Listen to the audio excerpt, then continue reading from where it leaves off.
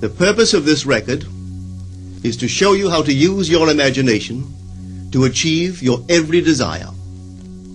Most men are totally unaware of the creative power of imagination and invariably bow before the dictates of facts and accept life on the basis of the world without. But when you discover this creative power within yourself, you will boldly assert the supremacy of imagination and put all things in subjection to it. When the man speaks of God in man, he is totally unaware that this power called God in man is man's imagination. This is the creative power in man. There is nothing under heaven that is not plastic as potter's clay to the touch of the shaping spirit of imagination. Once a man said to me, "You know, Neville, I love to listen to you talk about imagination. But as I do so, I invariably touch the chair with my fingers and push my feet into the rug, just to keep my sense of the reality and the profundity of things." Well, undoubtedly he is still touching the chair with his fingers and pushing his feet into the rug. But now let me tell you another one who didn't touch with her fingers and didn't push that foot of hers onto the board of the streetcar. It's the story of a young girl, just turned 17. It was Christmas Eve, and she is sad of heart. For that year, she had lost her father in an accident, and she's returning home to what seemed to be an empty house. She was untrained to do anything, so got herself a job as a waitress. This night is quite late, Christmas Eve. It's raining. The car is full of laughing boys and girls home for their Christmas vacation. And she couldn't conceal the tears. Luckily for her, as I said, it was raining. So she stuck her face into the heavens to mingle her tears with the rain. And then, holding the rail of the streetcar, this is what she did. She said, "This is not rain, but this is spray from the ocean. And this is not the salt of tears that I taste, but this is the salt of the sea in the wind. And this is not San Diego. This is a ship, and I'm coming into the Bay of Samoa." And there she felt the reality of all that she had imagined. Then came the end of the journey, and all are out. 10 days later, this girl received a letter from a firm in Chicago saying that her aunt, several years before, when she sailed for Europe, deposited with them $3,000 with instructions that if she did not return to America, this money should be paid to her niece. They had just received information of the aunt's death and were now acting upon her instructions. 1 month later, this girl sailed for Samoa. As she came into the bay, it was late that night, and there was salt of the sea in the wind. It wasn't raining, but there was spray in the air, and she actually felt what she felt 1 month before, only this time she had realized her objective. Now this whole record is technique. I want to show you today how to put your wonderful imagination right into the feeling of your wish fulfilled, and let it remain there and fall asleep in that state. And I promise you from my own experience, you will realize the state in which you sleep if you could actually feel yourself right into the situation of your fulfilled desire and continue therein until you fall asleep. As you feel yourself right into it, remain in it until you give it all the tones of reality, until you give it all the sensory vividness of reality. As you do it, in that state, quietly fall into sleep. And in a way you will never know, you could never consciously devise the means that will be employed, you will find yourself moving across a series of events leading you towards the objective realization of this state. Now here is a practical technique. The first thing you do, you must know exactly what you want in this world. When you know exactly what you want, make as lifelike a representation as possible of what you would see and what you would touch and what you would do, and physically moving in such a state. For example, suppose I wanted a home, but I had no money, but I still know what I want. without taking anything into consideration, I would make as lifelike a representation of the home that I would like, with all the things in it that I would want. And then, this night, as I would go to bed, I would, in a drowsy, sleepy state, the state that borders upon sleep, I would imagine that I am actually in such a house, that were I to step off the bed, I would step upon the floor of that house. Were I to leave this room, I would enter the room that is adjacent to my imagined room in that house. And while I am touching the furniture and feeling it to be solidly real, and while I am moving from one room to the other in my imaginary house, I would go sound asleep in that state. And I know that in a way I could not consciously devise, I would realize my house. I have seen it work time and time again. If I wanted promotion in my business, I would ask myself what additional responsibilities would be mine were I to be given this great promotion. What would I do? What would I say? What would I see? How would I act? And then in my imagination, I would begin to see and touch and do and act as I would outwardly see and touch and act were I in that position. If I now desired the mate of my life, were I now in search of some wonderful girl or some wonderful man, what would I actually find myself doing that would imply that I have found my state? For instance, suppose now I was a lady. One thing I would definitely do, I would wear a wedding ring. I would take my imaginary hands, and I would feel the ring that I would imagine to be there. And I would keep on feeling it until it seemed to me to be solidly real. I would give it all the sensory vividness I am capable of giving anything. And while I am feeling my imaginary ring, which implies I am married, I would sleep. This story is told us in the Song of Songs, or the Song of Solomon. It is said, "At night on my bed, I sought him whom my soul loveth. I found him whom my soul loveth, and I would not let him go, until I brought him into my mother's house, right into the chamber of her that conceived me." If I would take that beautiful poem and put it into modern English, into practical language, it would be this. While sitting in my chair, I would feel myself right into the situation of my fulfilled desire. And having felt myself into that state, I would not let it go. I would keep that mood alive, and in that mood, I would sleep. That is, taking it right into my mother's chamber, into the chamber of her that conceived me. You know, people are totally unaware of this fantastic power of the imagination. But when man begins to discover this power within him, he never plays the part that he formerly played. He doesn't turn back and become just the reflective life. From here on in, he is the affecter of life. The secret of it is to center your imagination in the feeling of the wish fulfilled and remain therein. For in our capacity to live in the feeling of the wish fulfilled lies our capacity to live the more abundant life.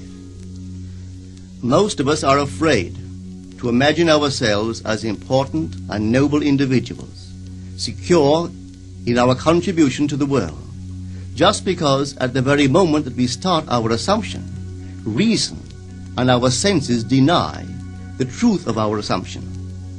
We seem to be in the grip of an unconscious urge which makes us cling desperately to the world of familiar things and resist all that threatens to tear us away from our familiar and seemingly safe moorings.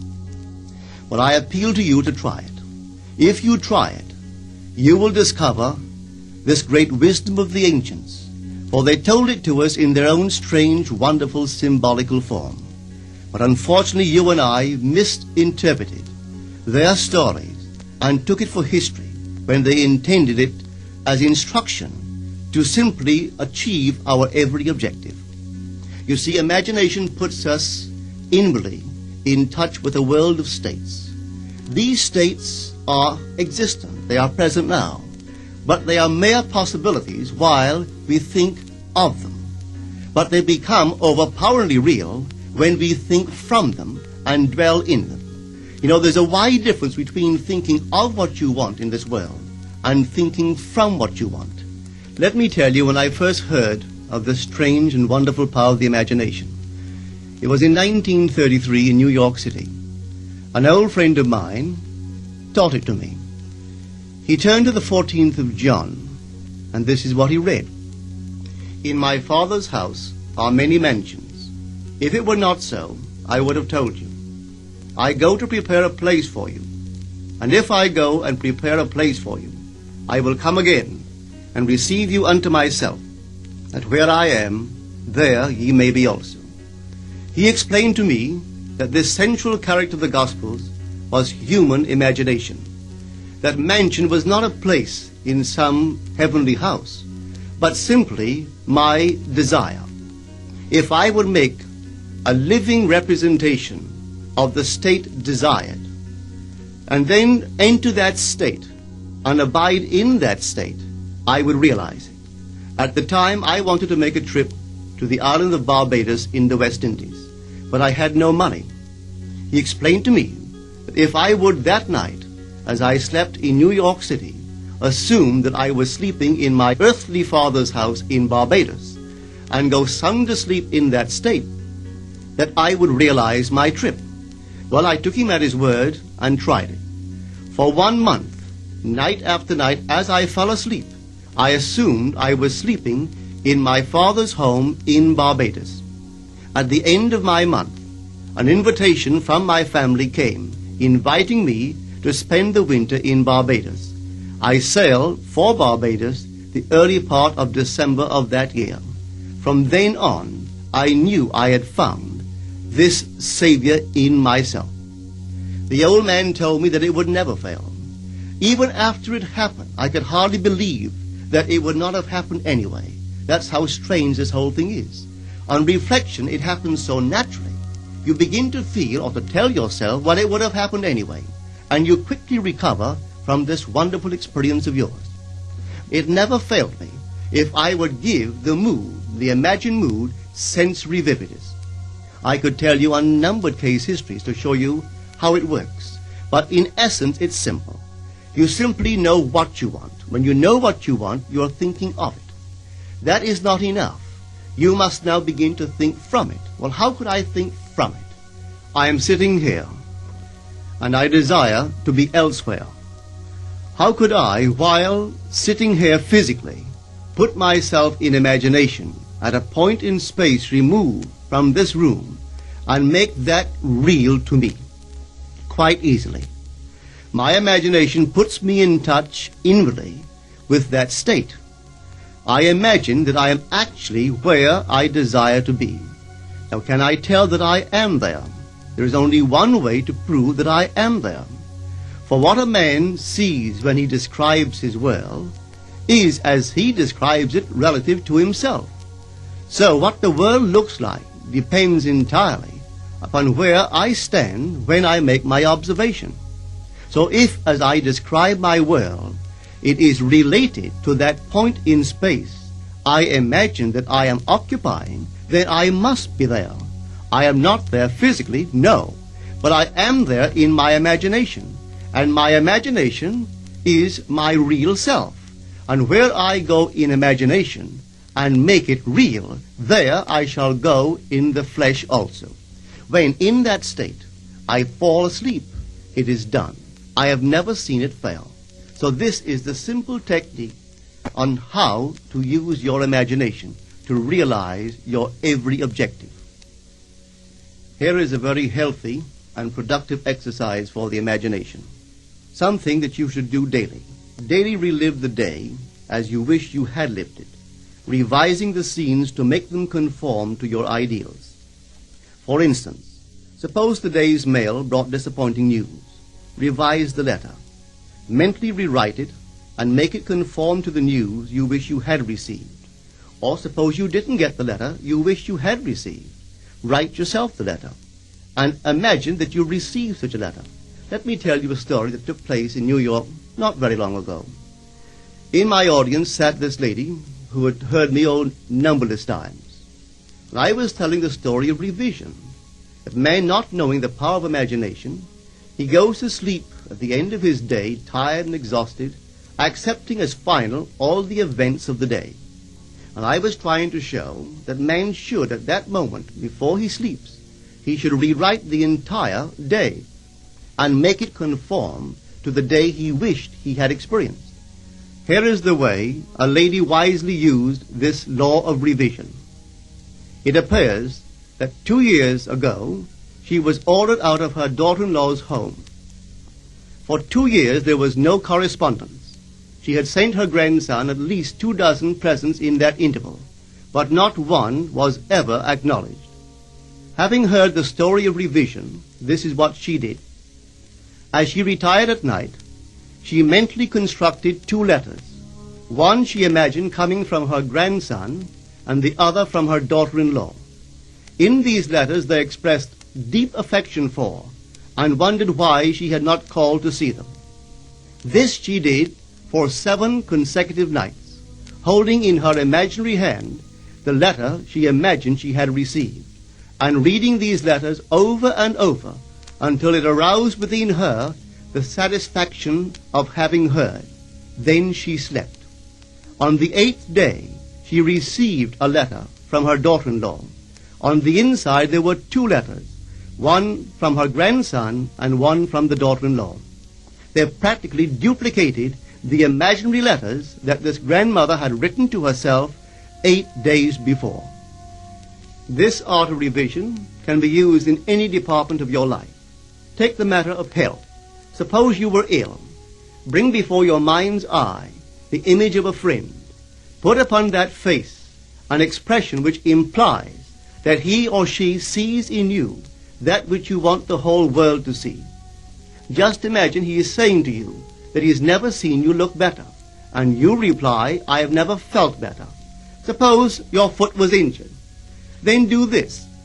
Construct mentally a drama which implies that you are walking, that you're doing all the things that you would do if the foot was normal, and do it over and over and over until it takes on the tones of reality.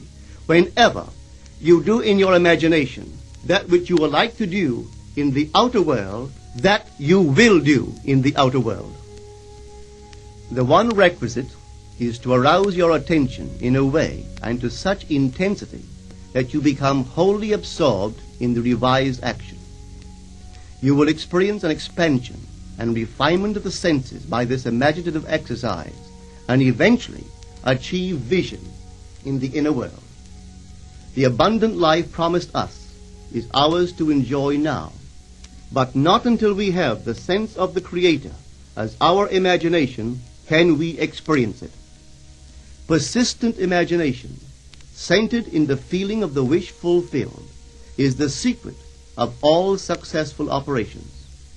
This alone is the means of fulfilling the intention. Every stage of man's progress is made by the conscious, voluntary exercise of the imagination. Then you will understand why all poets have stressed the importance of controlled, vivid imagination. Listen to this one by the great William Blake. In your own bosom you bear your heaven and earth, and all you behold, though it appears without, it is within, in your imagination, of which this world of mortality is but a shadow. Try it, and you too will prove that your imagination is the Creator.